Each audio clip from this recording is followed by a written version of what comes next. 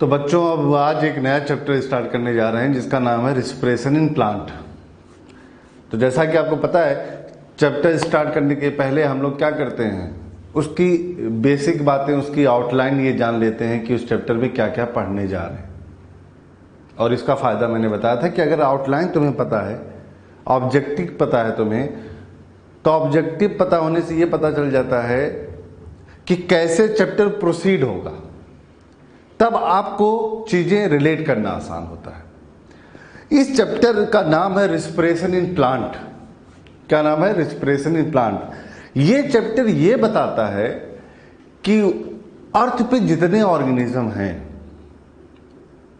चाहे वो ऑटोट्रॉफ हो चाहे हेटेरोट्रॉफ्स हो, उनको फूड जरूरत पड़ती है, फूड खाते हैं वो, या फूड की सिंथेसिस करते हैं, कहने का मतलब अगर प्लांट है।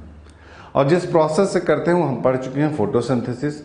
फिर ग्रीन प्लांट को और भी कोई खाएंगे, मतलब हेटेरोट्रॉफ्स खाएंगे, मतलब अल्टीमेटली सबको फूड की जरूरत पड़ती है।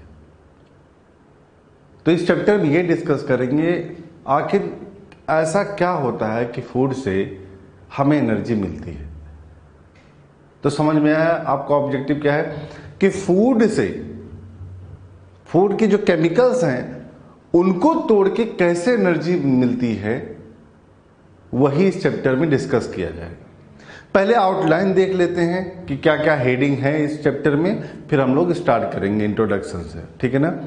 देखो आप, चैप्टर का नाम रिस्पिरेशन इन प्लांट, एनसीईआरटी के अकॉर्डिंग ये चैप्टर का नाम है।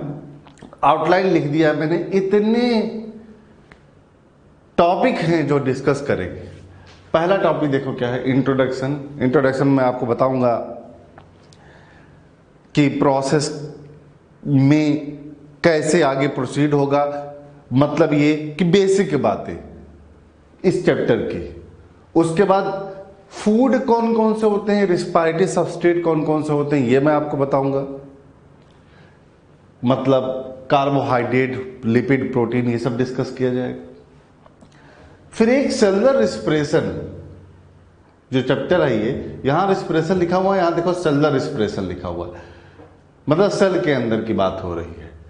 उसके कैरेक्टरिस्टिक्स क्या है, फीचर्स क्या है, वो डिस्कस किया जाएगा। फिर एक छोटा सा पैराग्राफ एनसीईआरटी में वो लिखा गया है कि क्या प्लांट ब्रीथ करते हैं, जैसे हम लोग ब्रीथ करते हैं, ब्रीथ कर रहे हैं, क्या वैसे प्लांट भी करते हैं, वो डिस्कस किया जाएगा। फिर स्टार्ट होगा टाइप ऑफ रिस्पिरेशन। इसमें डिस्कस करेंगे दो टाइप से, एरोबिक और एनारोबिक रिस्पिरेशन। मतलब रिस्पिरेशन जो होगी ऑक्सीजन के प्रेजेंस में, और एक ऐसी रिस्पिरेशन जो बिना ऑक्सीजन के होगी उसको एनारोबिक रिस्पिरेशन बोला जाएगा, और अगर ऑक्सीजन की यूज होगी तो एरोबिक, वो पढ़ा जाएगा इसमें। फिर पूरी पाथवे, पूरा उसका पाथवे पढ़ा जाएगा, मतलब मैकेनिज्म पढ़ी जाएगी सेलुलर रिस्पिरेशन की। इस मैकेनिज्म के तीन नाम है, पहले फैमिलियर हो जाओ आप। तीन पार्ट हैं मेरे कहने का मतलब। One is glycolysis, Krebs cycle, electron transport system, जैसे हम लोगों ने फोटोसिंथेसिस पढ़ा था, याद है, जेड स्कीम, वैसे ही कुछ पढ़ा जाएगा यहाँ पे। इलेक्ट्रॉन ट्रांसपोर्ट सिस्टम और ऑक्सीडेटिव फास्फोराइलेशन। जैसे फोटोसिंथेसिस में क्या पढ़ा होता है, फोटोफॉस्फोराइलेशन, यहाँ पढ़ा जाएगा ऑक्सीडेटिव फास्फोराइलेशन। यही तो मेन पाथवे है जो डिस्कस करेंगे। तब आपको पता चलेगा कि फूड के ब्रेकडाउन से एनर्जी बनती है और उस एनर्जी को यूज करके एटीपी बनाया जाता है, जो कि एटीपी यूज होती है, वो पढ़ा जाएगा इस वाले पार्ट में, एटीपी के बारे में। एम्फीबोलिक पाथवे हमें डिस्कस करना है कि सेलुलर रिस्पिरेशन एक एम्फीबोलिक पाथवे। एम्फी का मतलब एनाबोलिज्म और कैटाबोलिज्म दोनों, ये डिस्कस करूंगा। फिर फर्मेंटेशन जिसको एनारोबिक रिस्पिरेशन पढ़ा जाएगा ये, और लास्ट में रिस्पायरेटरी क्वेसेंट, एक रेशियो है, वो पढ़ा जाएगा। इतनी चीजें हैं, इतनी सब हेडिंग है जो हमें डिस्कस करने जा रहे हैं। तो आउटलाइन समझ में आए, तो इंट्रोडक्शन से स्टार्ट करते हैं। इंट्रोडक्शन में बहुत कुछ बातें बताऊंगा, वो पहले वो इंट्रोडक्शन स्टार्ट करते हैं, ठीक है। एक बार देखो इसे। तो सेलुलर जो रिस्पिरेशन होता है उसमें मैंने बताया कि इंट्रोडक्शन सबसे पहले पढ़ेंगे। देखते हैं इंट्रोडक्शन। इंट्रोडक्शन में आप देखो फूड लिखा हुआ है, फूड का लिखा हुआ है breakdown through the oxidation inside the cell. मतलब ये हुआ, अर्थ पे मैंने बताया आपको जितने भी ऑटोट्रॉफ्स हैं मतलब ग्रीन प्लांट की बात कर रहा हूं मैं, वो फोटोसिंथेसिस से फूड खुद बना रहे हैं, तो फूड वो सेल्फ डिपेंडेंट हुए, और उन्हीं ग्रीन प्लांट को फूड चेन में हेटेरोट्रॉफ्स भी खा रहे हैं, उनको भी फूड मिल रहा है। फॉर एग्जाम्पल ह्यूमन, हम लोग भी फूड खाते हैं, दूसरी जगह से लेते हैं, दूसरे भी डिपेंडेंट हैं, हेटेरोट्रॉफ्स है। तो चाहे ऑटोट्रॉफ्स हो चाहे हेटेरोट्रॉफ्स हो, सबको फूड की जरूरत है। अब इस फूड का किया क्या जाएगा? आपको पता है कि फूड का, मैंने बताया आपको कि ब्रेकडाउन होता है, जो फूड के केमिकल्स हैं वो जाते हैं सेल के अंदर। कहां जाते हैं? सेल के अंदर। अब उस सेल में उन फूड का, मतलब उन मैक्रोमोलिक्यूल का, उन केमिकल्स का जो बॉन्ड होता है कार्बन और कार्बन के बीच में, उन बॉन्ड को तोड़ा जाता है। और इस तोड़ने की प्रक्रिया में एंजाइम हेल्प करते हैं, और जो बॉन्ड तोड़ने से जो एनर्जी निकलती है, उसी एनर्जी को यूज किया जाता है एटीपी बनाने में। और यही एटीपी यूज होती है अलग अलग प्रोसेस में, वॉकिंग, टॉकिंग एंड ऑल, ये सारी चीजें। मतलब ये हुआ कि हमें फूड को सेल के अंदर पहुंचाना है। फूड इज केमिकल, फूड तो जनरल वर्ड है, उनको तोड़ना है, और उनको तोड़ के जो एनर्जी बनेगी, उसी एनर्जी को यूज करके हम एटीपी बना लेंगे, और वही एटीपी यूज होगी। समझ में आया? अब बात आती है कि ब्रेकडाउन तो हो रहा है बाय द ऑक्सीडेशन, इसमें ऑक्सीडेशन प्रोसेस होती है। क्या है समझ में आएगा? तो अभी इतना समझ लो, फूड को तोड़ा गया और एनर्जी निकली। अब उस एनर्जी का कुछ पार्ट एटीपी में कन्वर्ट किया जाएगा, और इसको बोलते हैं एनर्जी करेंसी ऑफ सेल। कहने का मतलब एटीपी के ही फॉर्म में हमारी बॉडी एनर्जी को यूज करती है फॉर द डिफरेंट प्रोसेस, चाहे नर्व इंपल्स हो, चाहे वॉकिंग हो, टॉकिंग हो, कुछ भी जो मैं बढ़ा रहा हूं, इसमें भी एनर्जी खर्च हो रही है। तो इस एनर्जी को जो यूज किया रहा है, किस फॉर्म में किया जा रहा है? एटीपी। लेकिन समझना, जितनी एनर्जी बनती है ना तोड़ने के बाद, फूड को ऑक्सीडाइज करने के बाद सेल के अंदर, वो सारी एनर्जी एटीपी में कन्वर्ट नहीं होती है। 100% इफिशियंसी नहीं है। मतलब ये तो वो एनर्जी जाती कहां है? वो एनर्जी हीट के फॉर्म में लॉस होती है बॉडी से। कोई भी बॉडी हो, लिविंग बॉडी, तो एनर्जी हीट के फॉर्म में लॉस होगी। तो जो एनर्जी टोटल बनेगी फूड के ब्रेकडाउन से, उसका सम पार्ट एटीपी में, some energy in the form of heat loss होगी। ये तो क्लियर हुआ? अब समझना, अब बात करते हैं, लिखा हुआ एक point, bye series of slow step और मल्टीपल स्टेप। स्लो स्टेप और मल्टीपल स्टेप, मल्टीपल भी लिख देता हूं।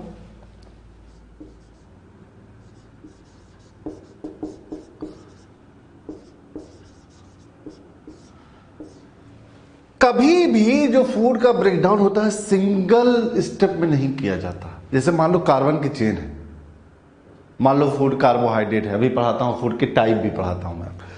फूड में कार्बोहाइड्रेट भी आता है, मान लो ग्लूकोज है, फॉर एग्जांपल ग्लूकोज है, कितने कार्बन की चेन है? 6 कार्बन का स्केलेटन है। स्केलेटन मतलब कार्बन की चेन, तो 1 carbon, 2 carbon, 3 carbon, 4 carbon, 5 carbon, 6 carbon, 6 carbon है।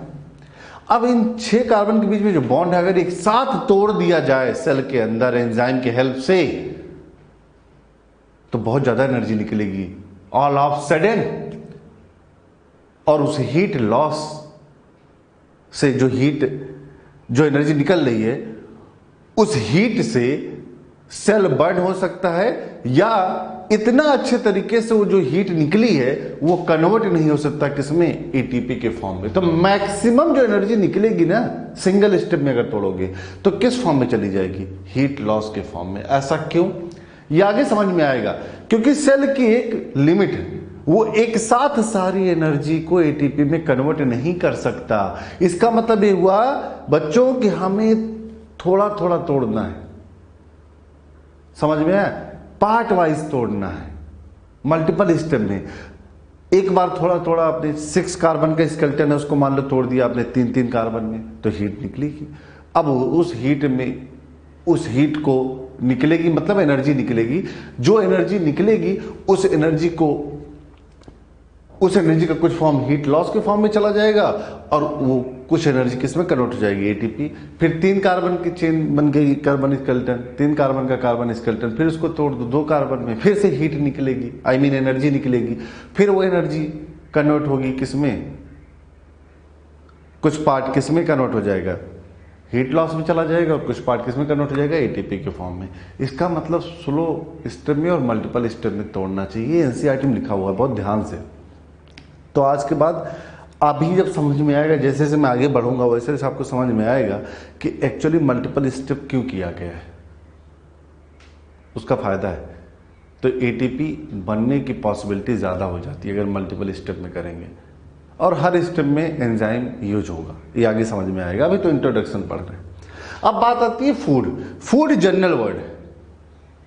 अब फूड में होता क्या है, मैक्रोमोलिक्यूल्स होते हैं, बायोमोलिक्यूल्स समझ लो। कार्बोहाइड्रेट, प्रोटीन, फैट, ये 3 मेजर होते हैं। कौन कौन, कार्बोहाइड्रेट, प्रोटीन और फैट। लेकिन कुछ प्लांट में ऑर्गेनिक एसिड भी होता है, मैलिक एसिड, ऑक्सैलिक एसिड, ऐसे बहुत सारे होते हैं। तो मेनली जो फूड होता है ना अर्थ पे लिविंग ऑर्गेनिज्म में, जो फूड यूज करते हैं वो इन तीनों को यूज करते हैं। लेकिन सबसे फेवरेबल जो फूड होता है कार्बोहाइड्रेट होता है, वो आगे समझ में आएगा ऐसा क्यों।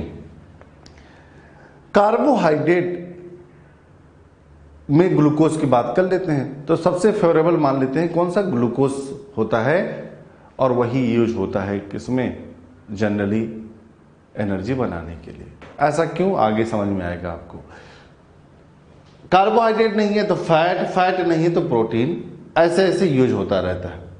और ये सारे के सारे ऑर्गेनिक मैक्रोमोलिक्यूल्स हैं, ऑर्गेनिक केमिकल्स हैं। इनऑर्गेनिक नहीं, क्या, ऑर्गेनिक केमिकल्स। तो अगर टेक्निकली पूछा जाए फूड है क्या, तो बोलोगे आज के बाद क्या, ऑर्गेनिक मैक्रोमोलिक्यूल्स होते हैं, उन्हीं को तोड़ा जाता है स्टेप टू स्टेप, और जो एनर्जी निकलती है उसी को एटीपी में और हीट के फॉर्म में लॉस होती है, और सम एनर्जी किसमें कन्वर्ट होती है, एटीपी में। अब कितनी एटीपी बनेगी वो आगे इक्वेशन जब पढ़ाऊंगा समझ में आएगा। जब ग्लूकोज एक मॉलिक्यूल लूंगा ग्लूकोज का, कितनी एटीपी बनेगी, नंबर ऑफ एटीपी कितनी बनेगी वो आगे समझ में आएगा। क्लियर।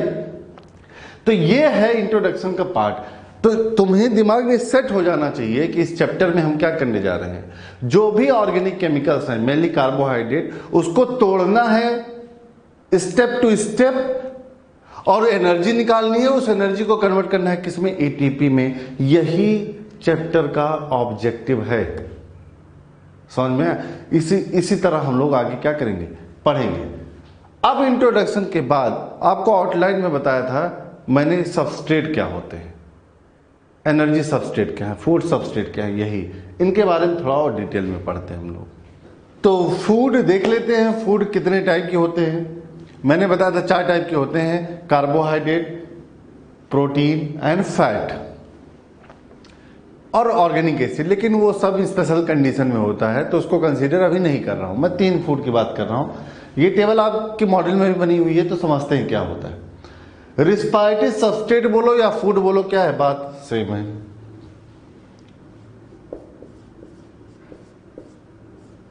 इसको हम फूड भी बोलते हैं, राइट। अब जो मेन फूड होता है वो कार्बोहाइड्रेट होता है, प्राइमरली यही लिया जाता है, और उसमें भी ग्लूकोज। तो जो चैप्टर में पढ़ाऊंगा वो ग्लूकोज के रिस्पेक्ट में पढ़ाऊंगा।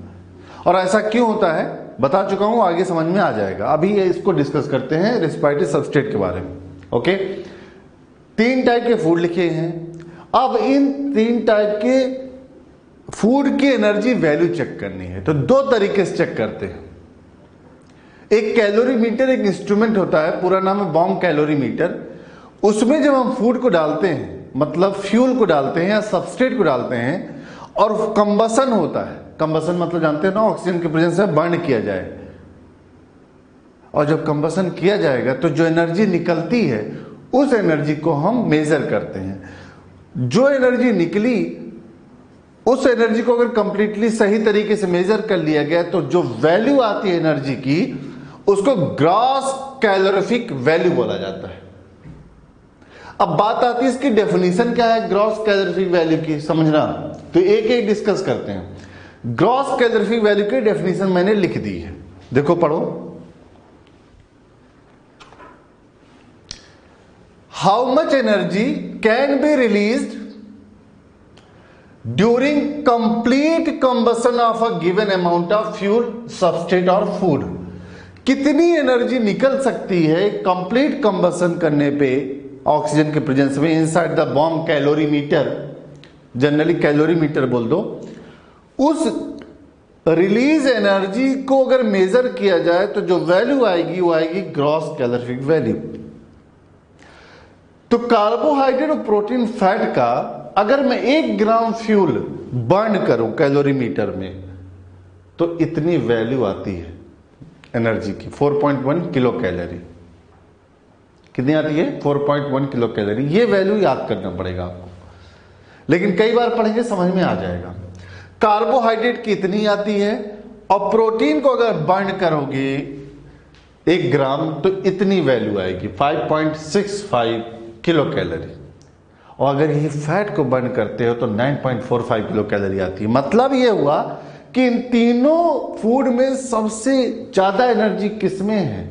फैट में। इसके बावजूद भी फैट यूज नहीं होता main substance, main food for the energy production. बता चुका हूं, फिर से बता रहा हूं, ये आगे समझ में आएगा। ध्यान रखना कि कार्बोहाइड्रेट ही मेन क्यों यूज होता है, जबकि आपके दिमाग में बात आनी चाहिए कि जबकि फैट ज्यादा एनर्जी दे सकता है तो फैट ही होना चाहिए या प्रोटीन होना चाहिए, कार्बोहाइड्रेट क्यों है? आगे समझ में आएगा इसको। तो याद हुआ आपको 4.1 किलो कैलोरी कार्बोहाइड्रेट के कैलोरीफिक वैल्यू पर ग्राम बर्न करने पे। लाइकवाइज प्रोटीन की इतनी होती है और फैट की इतनी होती है। अब बात आती है फिजियोलॉजिकल वैल्यू इन फूड का। फिजियोलॉजिकल वैल्यू का मतलब पहले डेफिनेशन देख लो आप इसकी। How much energy available to the body after burning of fuel. Body के अंदर, कहां? बॉडी के अंदर, बॉम्ब कैलोरीमीटर में नहीं, बॉडी के अंदर, सेल के अंदर जब हम फूड को डालते हैं, सबस्ट्रेट को डालते हैं या फ्यूल को डालते हैं, कुछ भी, फ्यूल मतलब फूड की बात हो रही, तो जो मेटाबॉलिक प्रोसेस से के बाद जो एनर्जी निकलती है उस एनर्जी वैल्यू को फिजियोलॉजिकल वैल्यू बोला जाता है। क्या बोला जाता है बेटा? Physiological value. और physiological value gross calorific value से कम ही आती है, क्योंकि मशीन में काम करना और बॉडी के अंदर काम करना, तो जनरली मशीन यहां पे कैलोरीमीटर ज्यादा इफिशियंट है as compare to body cell. तो इस वैल्यू कितनी होती है ये समझो। देखो यहां 4.1 थी कार्बोहाइड्रेट की, यहां 4 किलो कैलोरी पर ग्राम है। 5.65 इसकी भी 4 ही आती है प्रोटीन की। दोनों की इक्वल है, प्रोटीन और फैट की, सॉरी प्रोटीन और कार्बोहाइड्रेट की। फैट की बेटा 9 किलो कैलोरी पर ग्राम आती है, देख लो आप। तो अगर बॉडी की भी बात की जाए ना, फिजियोलॉजिकल वैल्यू की बात की जाए, तभी भी फैट की एनर्जी वैल्यू ज्यादा है, समझ में? लेकिन कार्बोहाइड्रेट ही यूज होगा मेन फूड। क्लियर? तो ये आप देख लो, फूड के टाइप इतने हम लोगों ने पढ़ लिए। अब बात आती है कि इन सब तीनों में कार्बोहाइड्रेट मेन है, वो आगे समझ में आएगा। अगर कार्बोहाइड्रेट मान लो खत्म हो गए या किसी भी रीजन की वजह से कार्बोहाइड्रेट अवेलेबल नहीं है, खत्म होने मतलब अवेलेबल नहीं है, अवेलेबिलिटी नहीं है, तो फैट यूज होता है पहले। कार्बोहाइड्रेट के बाद सेकंड पॉइंट पे कौन आता है? फैट। अब मान लो वो भी अवेलेबल नहीं है, लास्ट में प्रोटीन यूज होती है। प्रोटीन जब यूज होती है तो ऐसा कहा जाता है कि सेल स्टारवेशन में है या बॉडी स्टारवेशन में है। क्लियर? तो ये सीरीज भी पता होनी चाहिए। सबसे पहले कार्बोहाइड्रेट, देन फैट और लास्ट में प्रोटीन। क्लियर? आगे समझते हैं, ये देख लो आप। तो आगे चलते हैं। नेक्स्ट एक छोटा सा पॉइंट डिस्कस करना है कि सेलुलर रिस्पिरेशन का फीचर्स मॉड्यूल में भी ऐसे दिया गया है, तो सीरीज से पढ़ रहे हैं। अब देखो आप, फीचर ऑफ सेलुलर रिस्पिरेशन में 2 पॉइंट हमें डिस्कस करना है, एम्फिबोलिक पाथवे और एक्सर्गोनिक प्रोसेस। याद हो अगर तो आउटलाइन में मैंने बताया था, हेडिंग लिखी थी एम्फीबोलिक पाथवे। तो ये वाली जो बात है ना, इसको बहुत डिटेल में पढ़ा जाएगा, लेकिन दिया गया है आपके मॉड्यूल में, तो इस सीरीज में अभी डिस्कस कर लेते हैं ब्रीफली। एम्फीबोलिक पाथवे क्यों बोला गया और एक्सर्गोनिक प्रोसेस क्यों बोला गया सेलुलर रेस्पिरेशन को, इंडरगोनिक क्यों नहीं है, या एम्फीबोलिक का मीनिंग क्या है, समझो आप। जब कभी फूड को या रिस्पायरेटरी सबस्ट्रेट को या कार्बन स्केलेटन को, कुछ भी बोला गया, कार्बन स्केलेटन मतलब 6 कार्बन की मैंने चेन ले ली, इन जनरल मैंने ग्लूकोज ले लिया, 6 कार्बन का स्केलेटन है, और ग्लूकोज रिस्पायरेटरी सबस्ट्रेट होता ही है, पता ही है, मतलब इन जनरल फूड होता है। इसका ब्रेकडाउन मैंने कहा था आपको कि मल्टीपल स्टेप में करना है, सिंगल स्टेप में करोगे तो बहुत सारी हीट निकलेगी, और उस हीट को इमीडिएटली एटीपी में कन्वर्ट नहीं कर पाएंगे एनर्जी के फॉर्म में, समझ में आया? इसी वजह से थोड़ा थोड़ा तोड़ना है, और जो एनर्जी निकलेगी उसको क्या करना है, कन्वर्ट करना है सेल के अंदर, किसमें, एटीपी में। तो मल्टीपल स्टेप होता ही हमें पता है, ताकि एफिशिएंसी अच्छी हो एटीपी प्रोडक्शन की। तो यह मैं प्रूव करने जा रहा हूं, एम्फीबोलिक पाथवे और एक्सर्गोनिक प्रोसेस। अब देखो, जब फूड को बर्न किया गया या ऑक्सीडाइज किया गया या ब्रेकडाउन किया गया, तो ये 6 कार्बन के स्केलेटन है, तो जो स्टेप में टूटा है वो 3 कार्बन का, देखो 2 मॉलिक्यूल बन गया है, बैलेंस भी दिखा दिया। तो 6 कार्बन के स्केलेटन 3 कार्बन के स्केलेटन में टूट गया, मतलब छोटा मॉलिक्यूल बन गया, मतलब सिंपल मॉलिक्यूल बन गया ग्लूकोज के कंपेयर में।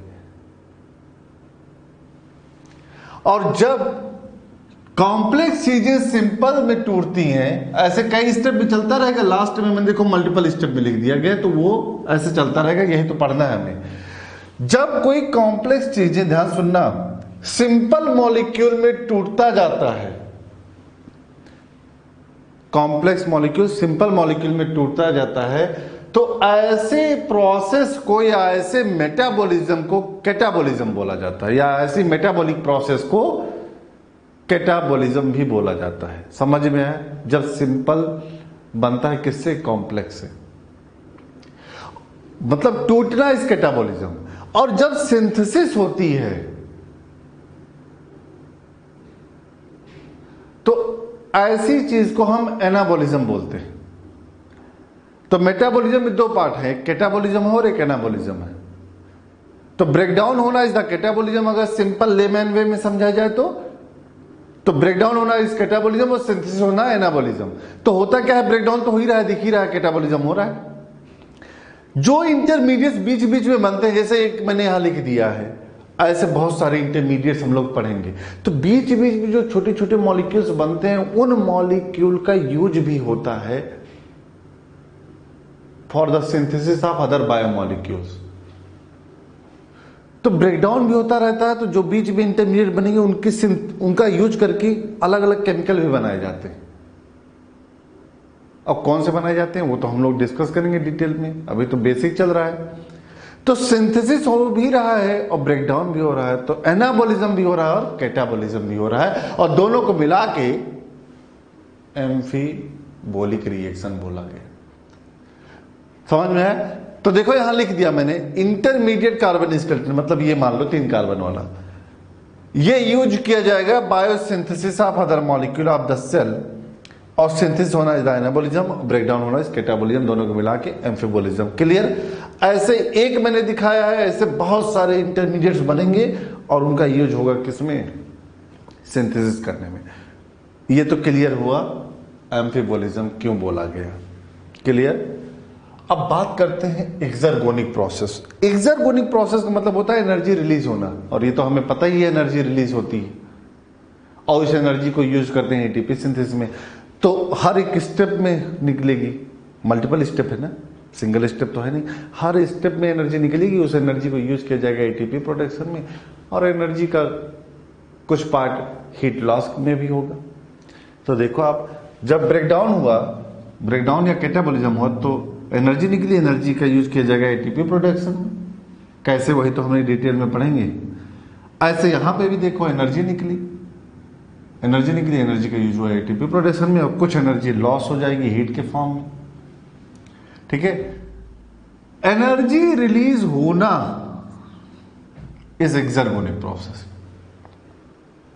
जो नेट एनर्जी रिलीज हो रही है किसी भी प्रोसेस में, किसी भी मेटाबॉलिक प्रोसेस में, अगर नेट एनर्जी रिलीज हो रही है, कंज्यूम नहीं हो रही नेट, तो फाइनली अगर एनर्जी रिलीज हो रही है उस पूरे प्रोसेस में, तो उस एनर्जी रिलीज को एक्सर्गोनिक प्रोसेस बोलते हैं। तो एनर्जी देख रहे हो, स्टेप टू स्टेप निकलती जाएगी। तो ये तो प्रूव हो गया कि इस हेडिंग के अंतर्गत फीचर ऑफ सेलुलर रेस्पिरेशन में दो बातें कि एम्फीबोलिक पाथवे और एक्सर्गोनिक प्रोसेस क्यों बोला गया। अब यहां इंटरमीडिएट लिखा गया है, मैंने लिख दिया बायोसिंथेसिस ऑफ अदर मॉलिक्यूल। अब कौन सा अदर मॉलिक्यूल, कौन सा इंटरमीडिएट, ये तो आगे चैप्टर में समझ में आएगा। क्लियर? ये देख लो। इसके बाद मैं आपको पढ़ाने जा रहा हूं, एक पैराग्राफ है एनसीईआरटी में कि क्या प्लांट भी ब्रीद करते हैं। आपको पता है ब्रीदिंग का मतलब गैस एक्सचेंज होता है, वो डिस्कस करने जा रहे हैं। देख लो आप, इससे पहले ये वाला पार्ट देख लो आप। तो बात आती है अब नेक्स्ट छोटा सा एक पैराग्राफ है, वो ये, क्या प्लांट ब्रीद करते हैं जैसे कि एनिमल करते हैं। हम लोग क्या करते हैं, इनहेल कर रहे हैं, एक्सहेल कर रहे हैं, तो हम लोग ब्रीद कर रहे हैं। तो क्वेश्चन है ये, do plants breathe? Answer is yes. Reason ये कि जब ऑक्सीजन जाएगी ही नहीं प्लांट बॉडी में, पहुंचेगी ही नहीं सेल के अंदर, तो फूड का ब्रेकडाउन कैसे होगा? क्योंकि ऑक्सीजन की जरूरत पड़ती है सेलुलर एरोबिक रेस्पिरेशन में, बताऊंगा मैं आपको। तो अभी तो ये समझो कि प्लांट ब्रीद करते हैं, आंसर यस करना है। दूसरा पॉइंट ये बच्चों, अगर प्लांट ब्रीद करते हैं तो क्या उनमें कोई स्पेशलाइज्ड ऑर्गन है ब्रीदिंग करने के लिए? आंसर इज नो, नहीं है। नहीं है तो क्यों नहीं है, उसका रीजन दिया गया है, हमारे सिलेबस में है प्रॉपर, तो वो रीजन यहां भी डिस्कस करने जा रहे हैं। ठीक है, एनिमल में स्पेशलाइज्ड ऑर्गन है ब्रीदिंग करने के लिए, जबकि प्लांट में नहीं है। तो ब्रीदिंग तो होती है लेकिन स्पेशलाइज्ड ऑर्गन नहीं है ब्रीदिंग करने के लिए। कई रीजन है, एक एक रीजन डिस्कस करते हैं। पहले डायग्राम देख लो, एक प्लांट का डायग्राम दिखाया हूं मैं। ये रूट हो गई, ये स्टेम हो गया और ये लीफ हो गई। लीफ में स्टोमेटा पाया जाता है। एक ओपनिंग होती है, पढ़ाया जाएगा प्लांट एनाटॉमी में, लेंटिल्स। लेंटिल कुछ नहीं है, ओपनिंग है, परमानेंट ओपनिंग होती है। बार्क जानते हो, बार्क, वही समझ लो आप। Lentil is the opening. Stem में मेनली पाई जाती है लेंटिल्स, स्टोमेटा लीफ में मेनली। ये होगी रूट, ये हो गया स्टेम, ये हो गया लीफ, और बीच में जो मैंने दिखाया है ये वाला पोर्शन, ये वाला पोर्शन, ये डेड होता है। प्लांट में बीच का जो पोर्शन होता है वो डेड होता है। ये आपका एनाटॉमी समझ में आ जाएगा, क्योंकि सेकेंडरी जाइलम होती हैं वाटर को कंडक्ट करने के लिए, और जो सेकेंडरी जाइलम्स होती हैं वो डेड होता है। तो ऐसे ट्यूब होती है। मैक्सिमम जो बॉडी का पार्ट है, मैच्योर प्लांट बॉडी जो है ना, उनका मेन पोर्शन जो मिडिल में होता है वो डेड होता है, क्योंकि वो कंडक्शन के लिए यूज होती है, जाइलम की बनी होती है। वो आपको पढ़ाया जाएगा, जाइलम डेड होता है। तो पहले ये डायग्राम आपको क्लियर हो गया। अब एक एक रीजन डिस्कस करते हैं। देखो आप, तो हेडिंग है प्लांट ब्रीद करते हैं, आंसर यस, लेकिन कोई स्पेशलाइज्ड ऑर्गन नहीं है। रीजन पढ़ने जा रहे हैं क्यों नहीं है कोई रेस्पिरेटरी ऑर्गन। पॉइंट नंबर 1, सबसे पहला reason, each plant part take care of own gas exchange. मतलब क्या हुआ, लीफ अपना गैस ले रही है, बाहर से ब्रीद कर रही है, स्टेम लेंटिल्स के थ्रू, और भी लूज पैरेन्काइमा होती है, भी बताऊंगा, उसके थ्रू गैस एक्सचेंज हो रहा है। तो स्टेम अपना कर रहा है, रूट अलग कर रहा है, लीफ अलग कर रहा है, तो सबको अपना अपना ले रहे हैं एटमॉस्फेयर से। तो कोई सिस्टम की जरूरत क्या है? मतलब कहने का, जैसे एनिमल में समझो, ह्यूमन बॉडी में, हमारी बॉडी में माउथ और नॉस्ट्रिल से ब्रीदिंग हो रही है, तो एक ही लोकेशन है ब्रीथ करने का, तो गैस गई और उसको ट्रांसपोर्ट किया जा रहा है पूरी बॉडी में। तो ट्रांसपोर्ट करने के लिए पाइप सिस्टम होना चाहिए, मतलब आर्टरीज डेवलप की गई हैं, तभी तो यहां से गैस पूरी बॉडी की सेल्स में सप्लाई होगा। लेकिन अगर बॉडी का हर पार्ट पार्टिसिपेट करे ब्रीदिंग करने में, जैसे ये कर रहा है, तो आर्टरीज की जरूरत ही नहीं पड़ेगी ह्यूमन बॉडी। तो वैसे ही समझो, बॉडी, प्लांट बॉडी का हर पार्ट अपने गैस एक्सचेंज करने के लिए क्या है, सफिशियंट है। तो कोई सिस्टम नहीं। अगर सपोज दैट लीफ से केवल हो रहा होता गैस एक्सचेंज, तो लीफ से गैस आती तो यहां पे पाइपलाइन डालनी पड़ती, कुछ सिस्टम बनाना पड़ता, तब जाती। ये भी ले रहा है, ये भी ले रहा है, ये भी ले रहा है, चारों तरफ से गैस एक्सचेंज हो रही है, तो जरूरत नहीं पड़ी रेस्पिरेटरी ऑर्गन डेवलप करने की। पॉइंट नंबर 1, मेजर पॉइंट ये है। सेकेंडली, जितना गैस एक्सचेंज करने की जरूरत एनिमल को पड़ती है उतना प्लांट को नहीं। तो एनिमल में बहुत तेजी से ब्रीदिंग करना पड़ता है, क्योंकि एनिमल को ज्यादा एनर्जी चाहिए, ज्यादा एनर्जी डिमांड है as compare to plant.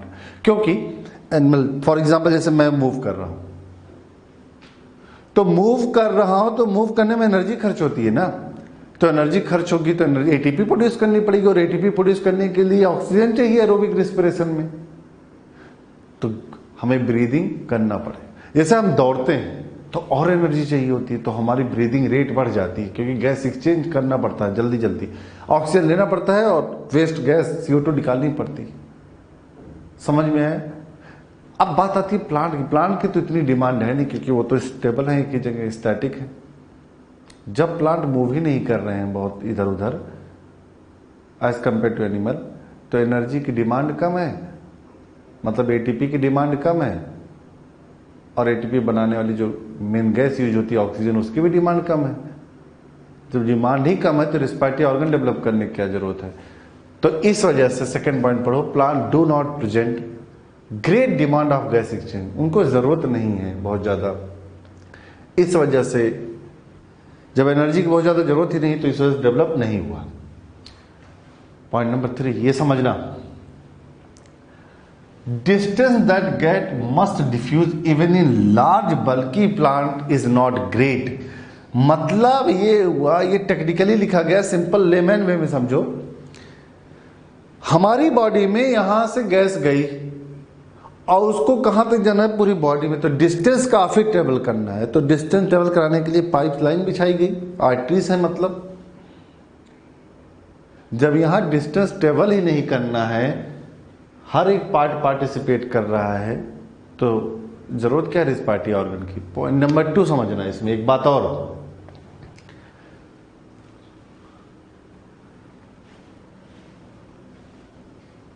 Plant अगर बहुत बड़ी हाइट का हो, 50 मीटर का, कितनी भी बड़ी हाइट का हो जाए, लेकिन अगर अलग अलग सेल्स एक्सपोज है इन्वायरमेंट में, तो वो क्या ले रही है, गैस ले रही है। तो कहां डिस्टेंस ट्रेवल करना पड़ा। दूसरी बात, यहां की गैस, मान लो यहां की गैस डिफ्यूज गई, होती गई होती गई होती गई, सिर्फ यहीं तक जाना है, अंदर तक जाना है भी नहीं, क्योंकि मिडिल पोर्शन वैसे भी डेड होता है। तो सोचो अगर इतना मोटा प्लांट है ऐसे ही, तो जो गैस ट्रेवल करना है वो इतना ही दूरी तक करना है, अंदर तो डेड है, तो अंदर एनर्जी की जरूरत ही नहीं पड़ती, तब भी डिस्टेंस कम हो गए। तो बॉडी का हर पार्ट पार्टिसिपेट करे, इससे ज्यादा डिस्टेंस ट्रेवल नहीं करना पड़ता, और इवन हर पार्ट को चेक करें कि एक पार्ट में, जैसे स्टेम को चेक किया आपने, तो स्टेम में सिर्फ अगर यहां से लेके इतना डायमीटर है प्लांट का, तो मिडिल पोर्शन डेड है, तो सिर्फ यहां से लेके यहां तक ऐसे ट्रेवल करना पड़ा, तो ज्यादा ट्रेवल ही नहीं करना पड़ा। ये समझ में आया आपको? ये 3 बातें समझ में आ गई। पॉइंट नंबर 4, ये थर्ड पॉइंट के अंदर में ही लिखा गया है, लेकिन समझो आप, हमारी सेल जो होती है, एनिमल की जो सेल होती है, वो टाइटली पैक होती है, और टाइटली पैक है अगर, तो गैस अंदर नहीं जा सकती, डिफ्यूज होना मुश्किल है। लेकिन जो प्लांट की सेल होती हैं, उनके बीच में गैप होता है, लूजली पैक होती हैं। अगर लूजली पैक हैं तो उनके बीच में गैस एक्सचेंज हो पाएगा। हमारी बॉडी में तो यहां से जा ही नहीं रही है, माउथ से जा रही है अंदर, इंटरनली सप्लाई हो रही है हर बॉडी के हर पार्ट में। लेकिन अब सोचो प्लांट बॉडी में, यहां समझो, अगर इसके अंदर ऐसे लूजली बाउंडेड पैरेन्काइमा है, जैसे इसका डायग्राम में ड्रॉ कर दे रहा हूं, ये हो गया स्टेम का बाहर वाला पार्ट, आउटर लेयर, और ये पैरेन्काइमा है ऐसे, और सेंट्रल पोर्शन डेड है। तो जो गैस आएगी वो देख रहे हो लूजली पैक है, तो डिफ्यूज होना क्या हो रही है, आसानी से हो रहा है कि नहीं बताओ बच्चों। तो लूजली पैक होती है पैरेन्काइमा में, चाहे वो लीफ हो, चाहे स्टेम हो, चाहे क्या हो, रूट हो। जब यहां की देख लो आप, ये लूजली पैक है, तो यहां की अगर एक लेयर है ऐसे सामने वाली लेयर, तो यहां पे अगर गैस गई तो पीछे भी चली जाएगी, पीछे वाली भी लेयर में चली जाएगी। लेकिन अगर ये टाइटली पैक होती है लेयर बाय लेयर, तो अंदर में डिफ्यूज होना मुश्किल होता है। तो लेयर बाय लेयर ऐसे सेल अरेंज हैं और उनके बीच में गैप है, तो आराम से गैस डिफ्यूज हो जाती है। तो लूजली पैक है, तो इस वजह से जब सेल के बीच में ही चली जा रही है गैसेस, तो जरूरत नहीं है रिस्पायरेटरी ऑर्गन की। अगर ये टाइटली पैक होता तब प्रॉब्लम होती। एक लाइन लिखी है, बहुत इंपॉर्टेंट है ये क्वेश्चन नीट में कभी भी आ सकता है, समझना। इसको मैंने अलग से डॉट से बना के बुलेट से दिखा दिया है। पूछा जाए तुमसे कि प्लांट में ब्रीदिंग का रेट सबसे ज्यादा कब होता है, या ऐसे पूछो गैस एक्सचेंज का रेट सबसे ज्यादा किस टाइम होता है, तो आपको बोलना है जब फोटोसिंथेसिस होती है। जब फोटोसिंथेसिस का रेट हाई होगा तब गैस एक्सचेंज का रेट हाई होगा, ब्रीदिंग रेट हाई होगा प्लांट में। क्योंकि फोटोसिंथेसिस में CO2 बाहर से दी जाती है, तो ज्यादा तेज करना है अगर फोटोसिंथेसिस, तो CO2 भी बहुत तेजी से आएगी। और फोटोसिंथेसिस में ऑक्सीजन रिलीज होती है बाई प्रोडक्ट में, तो ऑक्सीजन भी रिलीज बहुत तेजी से करना पड़ेगा। तो जिस time rate of photosynthesis high होगा, उस टाइम पे gas exchange between the plant body and atmosphere, इनके बीच में बहुत तेजी से होगा। तो यहां अगर लीफ की बात करें तो स्टोमेटा के थ्रू CO2 आएगी, फोटोसिंथेसिस में ऑक्सीजन रिलीज होगी।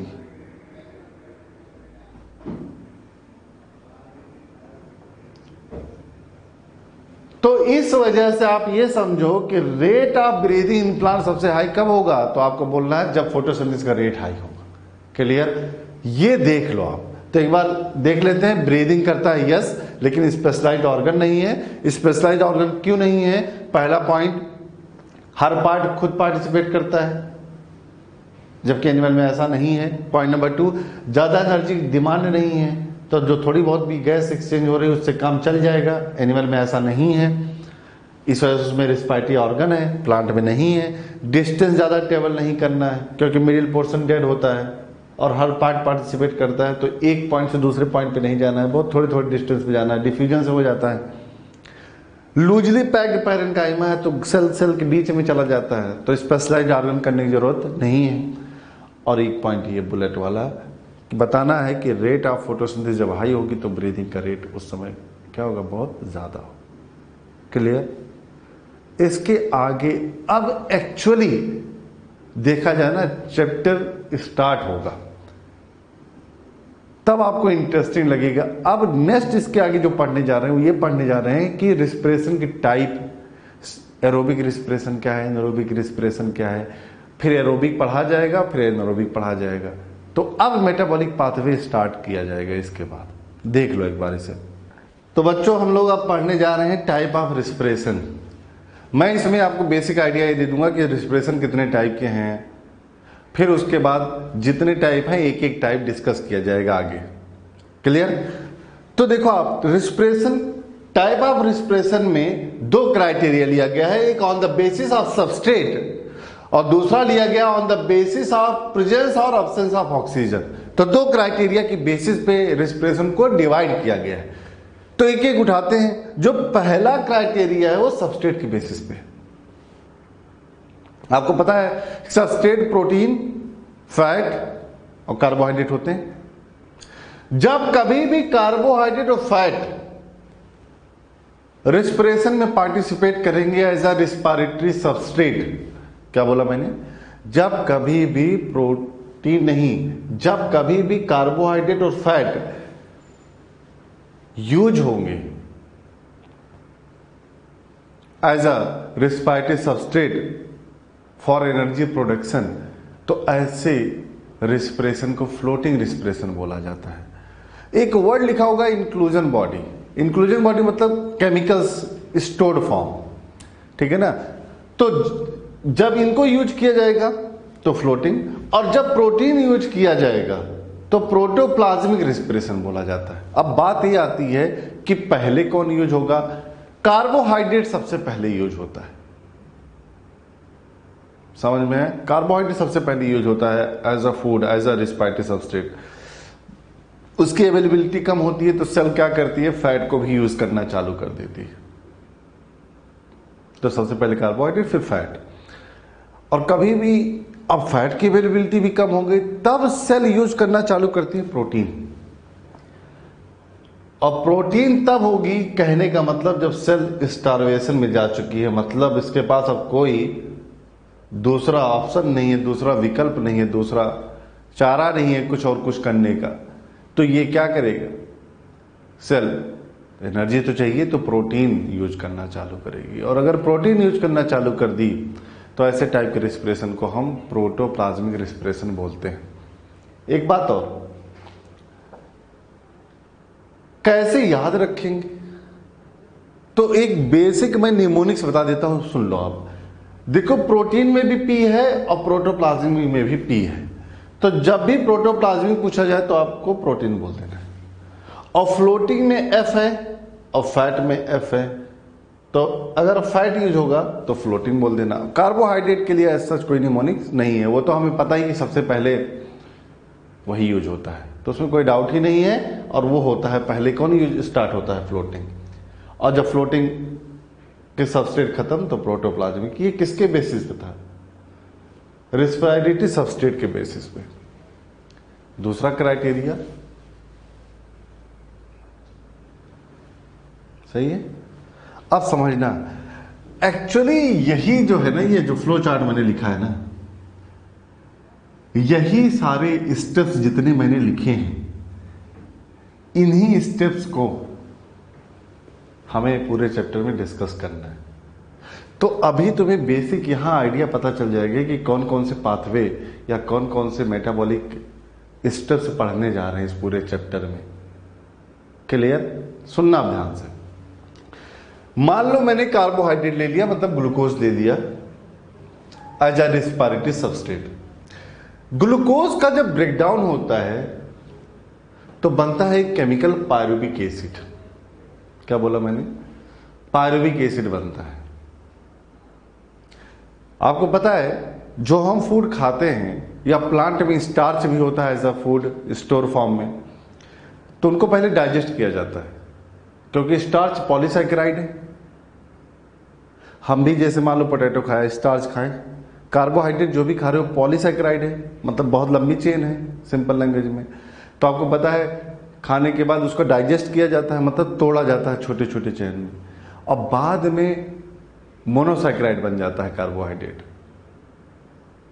मतलब ग्लूकोज बोल सकते हैं इन जनरल, चाहे प्लांट में हो चाहे एनिमल में हो। तो डाइजेशन के बाद मोनोसैकेराइड बन गया और वही मोनोसैकेराइड सेल फाइनली एब्जॉर्ब करती है। तो अगर मैं एनिमल का एग्जांपल लूं, ह्यूमन का, तो हमें क्या किया? फूड को इंजेस्ट किया। इंजेक्शन के बाद कहाँ गया वो? डाइजेशन में। डाइजेशन में एंजाइम्स आते हैं, डाइजेस्टिव एंजाइम्स।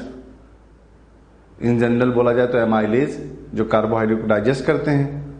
तो जो पॉलीसैकेराइड है उसको तोड़ेंगे, फिर वो मोनोसैकेराइड में बनेगा, फिर वो एब्जॉर्ब करेगा बॉडी, और फाइनली वो मोनोसैकेराइड मतलब ग्लूकोज कहां पहुंचेगा? साइटोप्लाज्म में। अब सुनना, ग्लूकोज पहुंच गया कहां? साइटोप्लाज्म में। अब स्टार्ट होता है सेलुलर रिस्पिरेशन। जब ग्लूकोज साइटोप्लाज्म में पहुंच गया और सेलुलर रिस्पिरेशन स्टार्ट हो गया, तो मतलब क्या हुआ? अब ऑक्सीडेशन होगा। ग्लूकोज का। ऑक्सीडेशन का मतलब ये हुआ कि ग्लूकोज जो है वो ऑक्सीडाइज होकर पायरुवेट एक एसिड में बन जाएगा। ग्लूकोज एक एल्डिहाइड है और पायरुविक एसिड या पायरुवेट एसिड है, तो यहां ऑक्सीडेशन होता है फाइनली। अच्छा, मैं बार बार पायरुवेट भी बोलता हूं और पायरुविक एसिड भी बोलता हूं, तो इसमें कंफ्यूज मत होना। एक्चुअली पायरुविक एसिड बोलो या ATE लास्ट में लगा दो तो पायरुवेट भी बोल सकते हो, दोनों का मतलब सेम है। तो इस पूरे चैप्टर में ध्यान रखना, एसिड का जो सफिक्स होता है वो ATE लगता है, समझ लो ऐसे। तो ग्लूकोज से पायरुविक एसिड बन गया और ये कहां पे स्टार्ट हुआ, ये प्रोसेस हुई कहां? साइटोप्लाज्म में। अभी मैंने ऑक्सीजन का कहीं कोई रोल नहीं पढ़ा है। अब क्या होगा, जब पायरुविक एसिड बनता है ग्लूकोज से, कहां बनता है? साइटोप्लाज्म में। तो ये पायरुविक एसिड रुकता है और देखता है कि ऑक्सीजन की अवेलेबिलिटी सेल में सफिशिएंट है कि नहीं। क्या बोला मैंने? पायरुविक एसिड बनने के बाद, ध्यान से सुनना, पायरुविक एसिड बनने के बाद पायरुविक एसिड रुकता है और ये महसूस करता है या चेक करता है पायरुविक एसिड कि जो सेल है उसके अंदर ऑक्सीजन सफिशिएंट है कि नहीं है। तो अगर ऑक्सीजन सफिशिएंट है तो वो पायरुविक एसिड एरोबिक रिस्पिरेशन के पाथवे में चला जाएगा। क्या बोला मैंने? अगर ऑक्सीजन सफिशिएंट है सेल में तो पायरुविक एसिड माइग्रेट कर जाएगा माइटोकॉन्ड्रिया के अंदर और वो एरोबिक रिस्पिरेशन करना चालू कर देगा। मतलब ये हुआ, पायरुवेट इंटर किया कहां? माइटोकॉन्ड्रिया के अंदर। ये प्रोसेस कहां हुई? साइटोप्लाज्म में। पायरुविक एसिड इंटर किया माइटोकॉन्ड्रिया के अंदर। अब चलने लगी क्या? Aerobic respiration with oxygen. ये लेकिन तब हुई जब ऑक्सीजन सफिशिएंट है। अब माइटोकॉन्ड्रिया जब सेल ऑर्गेनल है उसके अंदर पाथवे चलते हैं। एक पाथवे है क्रेब्स साइकिल, नाम सुना होगा। अब क्रेब्स साइकिल चलेगा। क्रेब्स साइकिल के पहले एक केमिकल बनता है एसिटाइल कोएंजाइम ए। अभी आपको टफ लगेगा ये इतने नाम, लेकिन आगे आपके लिए बहुत इजी हो जाएगा अगर आपको ये फ्लो चार्ट समझ में आ गया तो जब भी एरोबिक रिस्पिरेशन करना हो तो पहले ग्लूकोज से पायरुविक एसिड बनाओ, और अगर ऑक्सीजन सफिशिएंट है तो पायरुविक एसिड कहां जाएगा? माइटोकॉन्ड्रिया में। और माइटोकॉन्ड्रिया में कन्वर्ट होगा एसिटाइल कोएंजाइम में। एक छोटी सी पाथवे है, वो यहां लिखा नहीं हो, आगे डिस्कस करेंगे, उसको लिंक रिएक्शन बोलते हैं। तो लिंक रिएक्शन में पायरुविक एसिड एसिटाइल कोएंजाइम में कन्वर्ट होता है। लेकिन ये सारी प्रोसेस कहां हो रही है? माइटोकॉन्ड्रिया के अंदर। अब एसिटाइल कोएंजाइम में क्रेब्स साइकिल में पार्टिसिपेट करेगा। क्रेब्स साइकिल में पार्टिसिपेट करेगा और बहुत सारी चीजें बनेंगी। क्या बनेंगी उसको छोड़ो अभी। और उसके बाद नेक्स्ट एक पाथवे चलेगा, इलेक्ट्रॉन ट्रांसपोर्ट सिस्टम। तो देखो आप, ग्लूकोज से पायरुविक एसिड चला गया कहां? माइटोकॉन्ड्रिया में। कब चला गया? जब ऑक्सीजन सफिशिएंट थी। पायरुविक एसिड से कन्वर्जन हुआ किसमें? एसिटाइल कोएंजाइम में। एसिटाइल कोएंजाइम में किसमें पार्टिसिपेट करेगा? क्रेब्स साइकिल में। और एक और पाथवे चलेगी ETS। तो ये पूरी प्रोसेस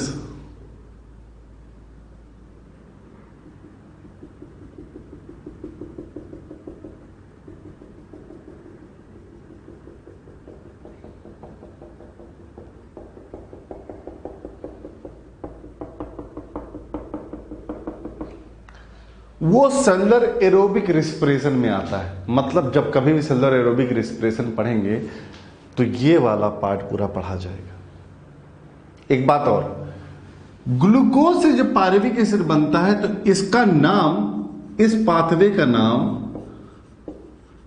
ग्लाइकोलिसिस है। क्या है?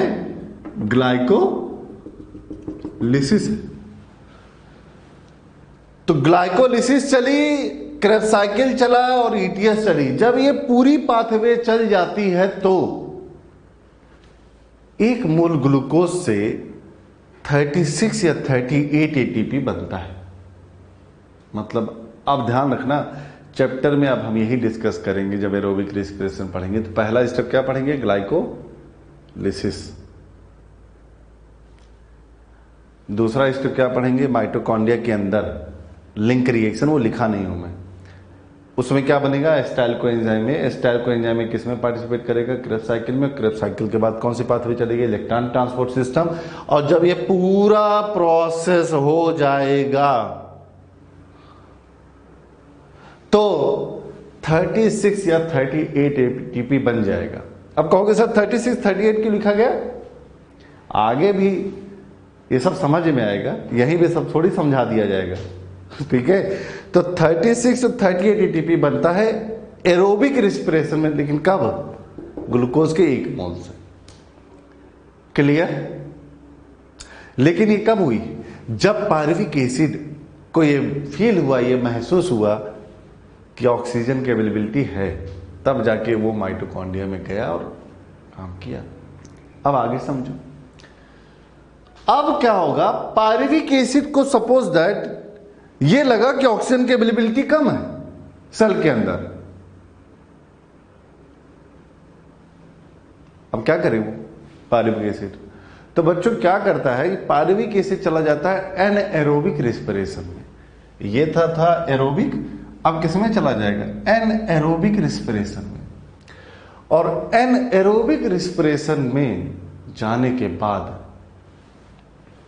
विदाउट ऑक्सीजन चलेगी ये। एनएरोबिक रेस्पिरेशन में जाने के बाद हम 2 टाइप की प्रोसेस पढ़ेंगे, लैक्टिक एसिड फर्मेंटेशन या अल्कोहलिक फर्मेंटेशन।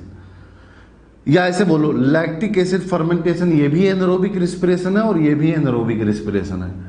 और जब ये प्रोसेस मैं पढ़ाऊंगा आपको तो बताऊंगा कि 2 एटीपी इसमें भी बनती है, 2 एटीपी इसमें बनती है। तो अगर एनएरोबिक की पाथवे पूछा जाए कैसे चला, सबसे पहले तो ग्लाइकोलिसिस तो चलेगी ही साइटोप्लाज्म में, पायरुविक एसिड बन गया। पायरुविक एसिड के बाद या तो लैक्टिक एसिड चलेगा या तो अल्कोहलिक फर्मेंटेशन चलेगा। अलग अलग टाइप के सेल्स में अलग अलग फर्मेंटेशन चलता है। इतना समझ में है? एक नेक्स्ट बात समझना है। देखो आप, एक ग्लूकोज से यहां पे 36 38 एटीपी बना है और यहां पे 2 बने हैं, चाहे इसमें चाहे इसमें। तो देख रहे हो कितना एनर्जी का डिफरेंस है, जबकि सबस्ट्रेट का अमाउंट सेम लिया गया है। तो ज्यादा इफिशिएंट कौन हुआ है रेस्पिरेशन, एरोबिक की anaerobic? Answer is aerobic respiration. इसी वजह से अर्थ पे मोस्ट ऑफ द ऑर्गेनिज्म ने क्या अडॉप्ट कर लिया है? Aerobic respiration. क्योंकि उन्होंने जो फूड खाया उससे काफी एनर्जी बनती है। और अगर वही फूड एनएरोबिक कंडीशन में एनएरोबिक कंडीशन में उसको रिस्पायर किया जाए तो पता है क्या चलेगा? कम एनर्जी बनेगी। तो एडॉप्ट कौन सा किया गया है? एरोबिक। नेक्स्ट बात आते हैं। आप अगर ध्यान दो इस पूरे पाथवे में, तो जो ग्लाइकोलिसिस है, ग्लाइकोलिसिस कॉमन है। ग्लाइकोलिसिस कॉमन है, चाहे एनारोबिक रेस्पिरेशन हो चाहे एरोबिक रेस्पिरेशन हो। तो ये पाथवे कॉमन है। क्लियर? तो ध्यान रखना, जब कभी भी हम लोग पढ़ेंगे ये दोनों फर्मेंटेशन तो ये जरूर पढ़ा जाएगा, ग्लाइकोलिसिस। और एरोबिक में तो आपको पता है पहले ये चलेगा, फिर लिंक रिएक्शन मतलब एस्टाइल कोएंजाइम बन जाएगा पायरुविक एसिड से, फिर ये और टोटल इस पूरे पाथवे में कंप्लीट, सिर्फ ईटीएस की बात नहीं हो रही है, पूरा मिला के इस पूरे पाथवे में जब पूरा रन कर लिया जाएगा तो एनर्जी वैल्यू कितनी बनेगी? या तो 36 या तो 38 एटीपी। क्लियर? लास्ट बात एक और बताना चाहता हूं, एनसीईआरटी में एक पॉइंट लिखा हुआ है, इनडायरेक्टली लिखा गया है कि कौन डिसाइड करता है एरोबिक और एनारोबिक रेस्पिरेशन। तो आपको बोलना है ऑक्सीजन की अवेलेबिलिटी के बेसिस पे डिसाइड होता है और पायरुविक एसिड डिसाइड करेगा फाइनली कि उसको एरोबिक में जाना है कि एनारोबिक में जाना है। एरोबिक में जाना होगा तो पायरुविक एसिड चला जाएगा माइटोकॉन्ड्रिया में, और एनारोबिक में जाना होगा तो साइटोप्लाज्म में ही आगे की प्रोसेस होगी। तो लिंक मॉलिक्यूल, क्या बोला? Link, connecting link molecule for anaerobic and aerobic respiration. क्या बोला? Link molecule, connecting molecule between anaerobic and aerobic respiration में कौन हुआ? पायरुविक एसिड हुआ। लिंक मॉलिक्यूल किसका? एरोबिक और एनारोबिक में का कौन हुआ? Pyruvic acid. एक लास्ट बात ये 2 मैंने क्यों लिखा हुआ है? क्योंकि मैं बताऊंगा आगे ग्लूकोज 6 कार्बन का होता है, ये 3 कार्बन का हुआ, तो 3 कार्बन के 2 मॉलिक्यूल बनते हैं। ऐसे फिर इससे 2 पायरुविक एसिड से 2 एसिटल को एंजाइम में बनेगा, आगे पढ़ेंगे। क्लियर? अब जो मैं आपको पढ़ाने जा रहा हूं इसके बाद वहां से आप एक्चुअली एरोबिक रेस्पिरेशन स्टार्ट होगा। अब प्रॉपर पाथवे पढ़ा जाएगा। और ध्यान रखना है ये कि एरोबिक रेस्पिरेशन जब पढ़ेंगे इन प्रेजेंस ऑफ ऑक्सीजन, तो सबसे पहले कौन सा पाथवे पढ़ेंगे? ग्लाइकोलिसिस। एक बार देख लो, फिर आगे कंटिन्यू करते। एक बात और बता देता हूं मैं आपको, मॉड्यूल में जहां ये लिखा हुआ है एरोबिक एनारोबिक रेस्पिरेशन में, उसमें बहुत सारे डिफरेंसेस लिखे गए हैं एरोबिक और एनारोबिक। तो उसको आप क्या करना है कि जब एरोबिक वाला पाथवे पूरा पढ़ेंगे तो एरोबिक वाले जितने पॉइंट उस टेबल में लिखे गए हैं वो अपने आप डिस्कस हो जाएंगे, तब आपको रटना नहीं पड़ेगा। और जब एनारोबिक वाला पढ़ा जाएगा तो एनारोबिक के सारे पॉइंट अपने आप कनेक्ट कर जाओगे, और फिर आके मैं ये टेबल भी आपको कंपेयर करा दूंगा। ठीक है ना? तो उस टेबल को लेके आपको ज्यादा स्ट्रेस नहीं लेना है, क्योंकि उसमें बहुत सारे पॉइंट्स लिखे गए हैं। अगर मैं उसको यहां पे पढ़ाऊंगा ना अभी तुरंत का तुरंत, तो रटना पड़ेगा, तो रटेंगे नहीं। पहले एरोबिक पढ़ लेंगे, फिर एनारोबिक पढ़ लेंगे, फिर दोनों को कंपेयर कर लेंगे आके। क्लियर? तो ज्यादा स्ट्रेस उस टेबल पे नहीं लेना है। पहले इतना समझ लो आप जो मैंने लिखा है, फिर कंटिन्यू करेंगे एरोबिक रेस्पिरेशन। राइट?